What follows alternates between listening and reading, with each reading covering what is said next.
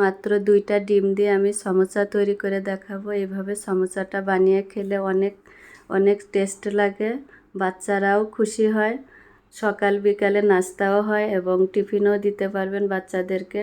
দেখেন ভিতরে অনেক সুন্দর হয়েছে। এখন আমি চুলায় পানি বসিয়ে দিব, পানিতে একটু লবণ দেব, পানিটা যেন বলক না আসে। বলক আসার আগে আপনি ময়দাটা দিয়ে দিবেন, ময়দা দিয়ে বানানোর চেষ্টা করবেন। আমার খামির করা হয়ে গেছে। এখন আমি অল্প অল্প করে মানে এভাবে মথে নিব, হাতে একটু তেল দিয়ে মথে নেবেন, তাহলে হাতে আর লাগবে না। অনেক সুন্দর হয়েছে। এখন আমি 2টা ডিম ভেঙে নিব।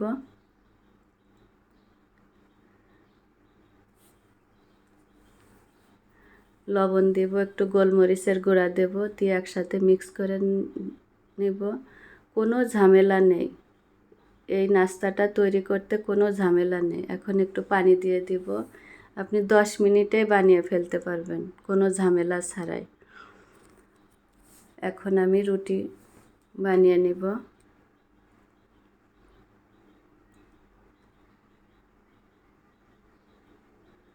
রুটি বানিয়ে এখন আমি মাঝখান দিয়ে এভাবে কেটে নিব, নিয়ে এই যে আমি এইভাবে ভাঁজটা করে নেব, করে নিয়ে এইভাবে না করলে এইভাবে ডিমটা বেরিয়ে আসবে ভিতরে। ডিম একটু অল্প দিবেন, আমি একটু বেশি দিয়ে ফেলেছি ডিম, যেহেতু তেলে ভাজার সময় ডিমটা ফুলে উঠবে, তো না বেরিয়ে আসবে ডিমটা। এই যে আমার সমোসা বানানো হয়ে গেছে। এখন আমি তেলে দিব একটা একটা করে।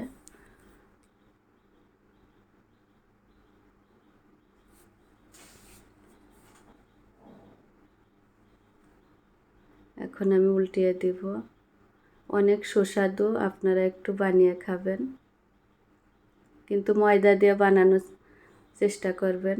এই যে আমার এখন কত ফুলা ফুলেছে, মনে হচ্ছে একটা বালিশের মতন ফুলা ফুলেছে। এই যে আমার বানানো হয়ে গেছে, দেখেন ভিতরে কত সুন্দর। সবাই ভালো থাকবেন, সুস্থ থাকবেন। আল্লাহ হাফেজ।